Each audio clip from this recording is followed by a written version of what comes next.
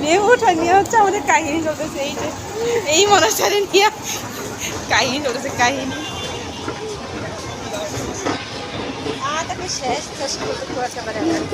Coffee ring না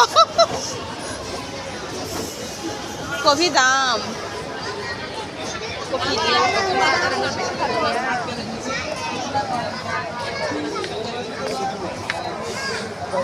coffee কোথায় coffee coffee না ইয়া ব্ল্যাক কফি ব্ল্যাক কফি হবে না তোর এনে ঘুরে ব্ল্যাক কফি হবে না। কেমন আছেন? কারে